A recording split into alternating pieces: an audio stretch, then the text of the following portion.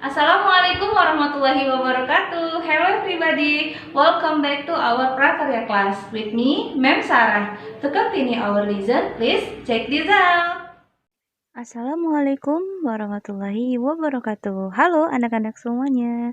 Jumpa lagi dengan Ibu Sarah di mata pelajaran Prakarya. Nah, sebelum kita mulai video pelajaran hari ini, hendaknya kita mengucapkan basmalah bersama-sama. Bismillahirrahmanirrahim.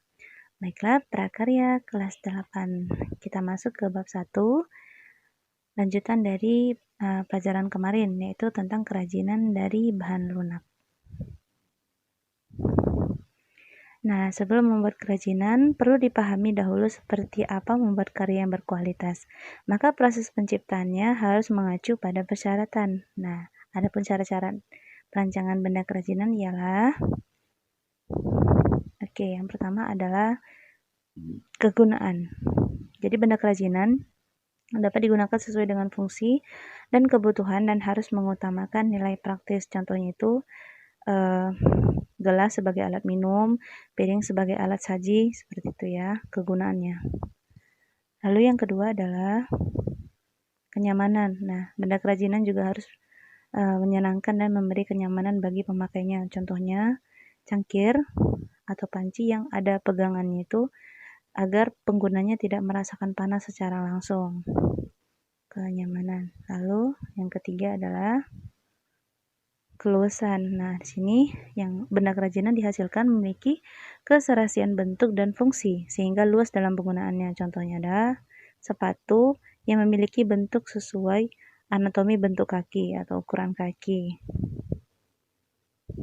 Yang keempat, keamanan ya. Benda kerajinan juga tidak boleh membahayakan penggunanya. Contohnya, piring yang terbuat dari tanah liat harus mempertimbangkan komposisi zat pelapis atau pewarna yang dipakai agar tidak membahayakan pengguna ketika menggunakan piring itu sebagai wadah makanan. Dan yang terakhir adalah keindahan ya atau estetik. Nah, karena benda yang indah mempunyai daya tarik lebih dibanding benda-benda yang biasa saja, maka keindahan sebuah benda dapat dinilai dari beberapa hal, yaitu bentuknya, hiasan, ornamen, bahan baku, ataupun warnanya ya. Contohnya adalah gelas atau piring yang bergambar kan lebih menarik di mata anak-anak dibandingkan gelas atau piring yang polos atau biasa saja. Nah, benda kerajinan yang baik dihasilkan dari proses perancangan yang baik pula. Jadi kalau merancangnya bagus, maka bendanya juga pasti bagus. Apa yang diperhatikan? Yaitu yang pertama proses perancangan. Nah, yaitu pertama tentukan bahan nih. Kita nentuin bahannya, kita mau buat apa. Lalu cari ide dari berbagai sumber. Yang ketiga, kita membuat sketsa karya. Nah, dari buat sketsa karya, ini kita buat beberapa. Selanjutnya tentukan sketsa yang terbaik. Setelah itu kita kumpulkan alat dan bahan, lalu kita buat produknya. Setelah produknya jadi, kita evaluasi atau kita uji coba produk tersebut. Ketika sudah selesai, maka kita harus merevisi produk ya, finish. Oke. Kita masuk ke kerajinan bahan lunak alam. Nah, sekarang kita belajar tentang bahan lunak alam dulu ya. Ini contohnya ada keramik, kulit, getah nyatu sama clay. Nah, yang pertama bahan lunak alam, kerajinan keramik ya, yang terbuat dari tanah liat. Jadi keramik itu benda pecah belah yang terbuat dari tanah liat yang telah mengalami proses pembakaran dengan suhu 600 derajat Celcius sampai 1300 derajat Celcius. Nah, ciri-cirinya ini udah kita bahas ya minggu lalu. Nah, jadi bahan produksinya itu adalah yang pertama hanya tanah liat dan air. Yang kedua, alat produksi pembuatan kerajinan keramik. Ada butsir, ada roll, ada spoon, tali pemotong, hand wheel, ini atau meja putar, kick wheel, sama, atau yang terakhir tungku pembakaran keramik. Nah, ini adalah bentuk-bentuk produk kerajinan dari keramik. Ada menggunakan berbagai teknik ya. Di sini ada 4 teknik yang kita pelajari.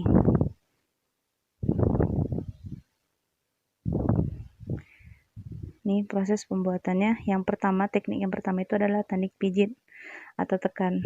Nah, caranya gini, pijit tanah dengan ibu jari. Ini kalau mau buat guci ya. Tekan tanah, kemudian diputar, bentuk leher dengan ibu jari, membuat tutup dengan cara yang sama, mengukur tutup dengan bahan. Jadi, kalau teknik pijit ini lebih bervariasi dia bentuknya. Contohnya di sini juga ada bentuk naga-naga ya, atau kita mau buat tulis-tulisan, atau mau buat bentuk-bentuk yang unik. Nah, maka kita menggunakan teknik pijit. Selanjutnya adalah teknik pilin atau coil. Nah, caranya adalah seperti contoh yang di samping ini, kita buat pilinan di atas meja. Ya, pilinan memanjang. Lalu kita buat lempengan di atas lingkaran sebagai alas. Lilitkan pilinan tadi di atas lempengannya. Rapikan menggunakan butsir. Nah, tadi kita ada alatnya butsir, dan selesaikan bentuk dengan pilinan. Nah, kalau yang di contoh gambar ini bervariatif ya, ada pilinan, ada bulat-bulat juga, ada dipilin. Nah, ada juga yang dipipihkan di bagian bawahnya. Selanjutnya, teknik yang ketiga ya, C adalah slab. Slab ini adalah lempengan. Jadi ada dua dia, bentuknya persegi atau silinder. Nah, di contoh gambar ini juga ada. Kalau yang persegi dia kita giling dulu lempengan itu dengan roll, baru tentukan mau silinder atau persegi. Kalau dia persegi, satukan 3 sisi lempengan dengan lem tanah. Lem tanah ini tanah liat tadi dicampur dengan air yang lebih banyak, maka kita lemkan di bagian sudut-sudutnya. Lalu tambahkan sisi lainnya dan satukan dengan cara yang sama. Nah, menggunakan butsir kita rapikan bentuk persegi dengan hati-hati. Itu kalau persegi. Untuk kayak seperti corak-coraknya ini bisa kita cungkil. Sebelumnya kita cetak dulu ya gambar-gambarnya di atas, baru kita cungkil. Menggunakan butsir bisa, atau menggunakan pisau cutter yang tajam. Kalau dia bentuk silinder, lempengan tadi tinggal kita gulung dengan cetakan silinder. Nah, potong kelebihan tanah menggunakan butsir, lalu ratakan dan beri alas lingkaran, gitu ya. Nah, ini teknik terakhir adalah teknik cetak. Nah, yang pertama ada cetak tekan atau press, yang kedua cor. Nah, kalau yang dia model tekan, contohnya gini, kita udah buat cetakannya, lalu kita tekan tanah ke dalam cetakan gipsnya, kita pakai gips. Lalu yang kedua angkat tanah dan hasil cetakan menggunakan tanah. Yang ketiga rapikan bentuk menggunakan tusuk gigi.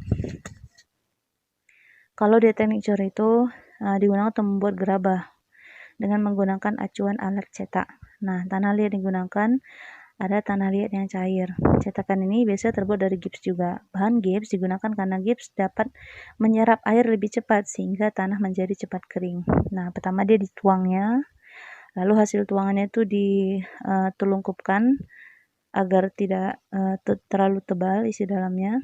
Nah, kelebihannya itu dibuang atau dibersihkan setelah kering.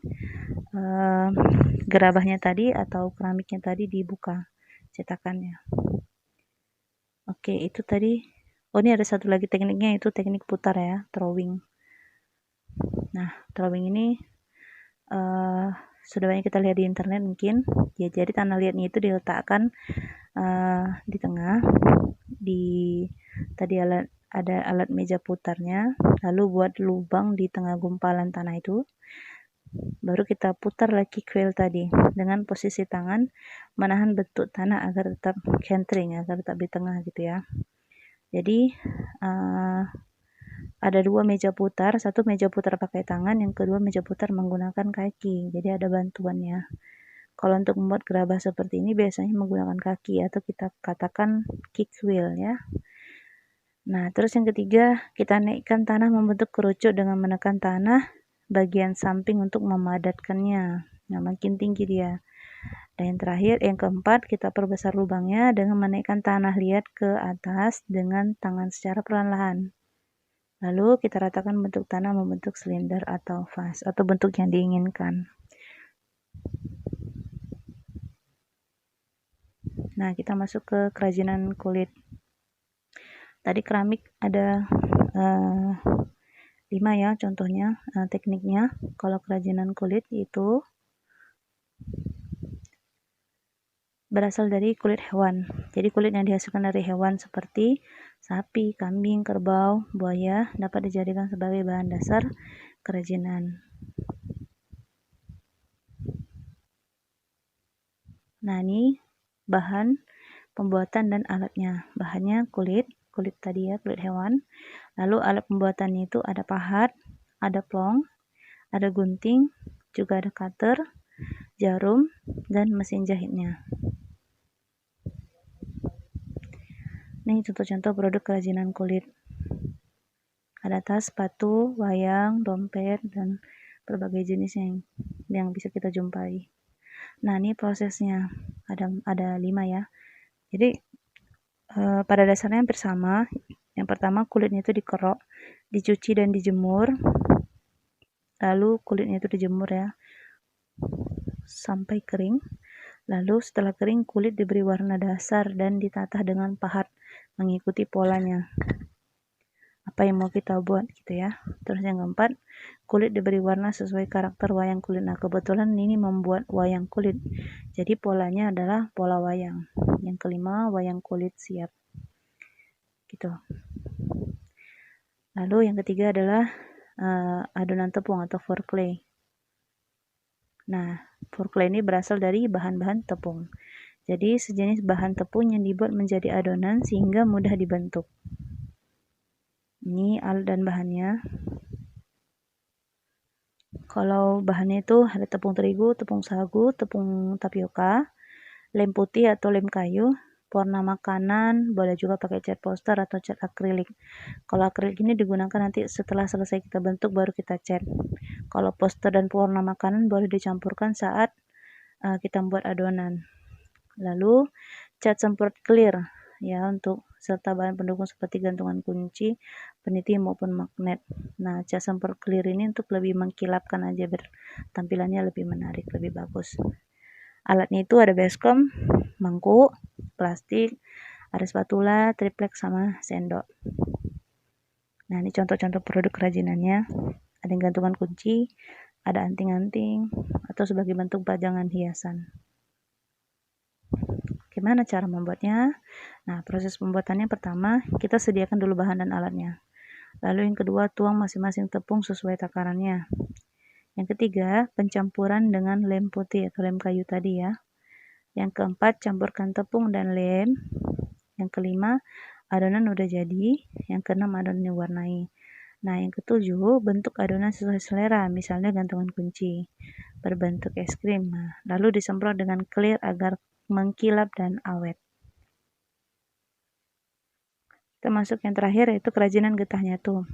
Jadi getah nyatu kerajinan yang memanfaatkan getah pohon nyatu sebagai bahan utamanya. Kerajinan ini banyak dijumpai di Kabupaten Kapuas atau Kalimantan Tengah. Apa bahan dan alatnya? Bahan dan alatnya yang pertama getah itu sendiri ya, getah nyatu. Lalu air rebusan dan pewarna alam atau pewarna sintetis juga bisa. Kalau alatnya yang kita lihat di sini adalah gunting, sendok, botol ini untuk menggilingnya, papannya sebagai alasnya, dan dikuas untuk mewarnainya. Ini beberapa jenis produk kerajinan getah nyatu ya yang ada di daerah Kalimantan. Sangat khas sekali bukan? Nah, kita masuk ke proses pembuatan kerajinannya. Yang pertama, kerajinan getah nyatu ya. Jadi ada tahap perebusan. Nah, perebusan pertama itu dilakukan, kita campurkan air dengan sedikit minyak tanah untuk memisahkan batang pohon sama getahnya. Yang kedua, cukup direbus dengan air. Jadi perebusan ini untuk memisahkan getah nyatu dengan minyak tanah tadi. Yang ketiga, setelah getah nyatu terkumpul, dilakukan perebusan untuk memberi warna. Yang kedua adalah prosesnya penggilingan agar diperoleh getah nyatu dengan ketipisan yang tertentu. Lalu yang ketiga, ini perebusan yang keempat ya, direbus lagi agar getah nyatu yang sudah digiling dapat lunak kembali. Jadi setelah kita rebus yang keempat, getah itu ditarik sehingga memanjang untuk memperoleh ketipisan yang tertentu. Ditarik lagi dia. Yang kelima, getah yang sudah tipis langsung dibentuk aneka kerajinan khas Kalimantan. Contohnya ini karya gantungan kunci. Nah, kita udah mempelajari nih cara-cara perancangan benda kerajinan dan kerajinan dari bahan lunak alam. Minggu depan kita belajar tentang kerajinan bahan lunak buatan serta kemasan produk kerajinan bahan serat itu. Nah, bagaimana penjelasannya? Saksikan video selanjutnya ya. Baiklah, sampai di sini pembelajaran prakarya kita hari ini. Semoga ada manfaatnya. Terima kasih sudah menyaksikan. Kita jumpa lagi minggu depan. Kita tutup pelajaran hari ini dengan bacaan hamdalah. Alhamdulillahirabbil alamin. Oke, jumpa lagi. Assalamualaikum warahmatullahi wabarakatuh.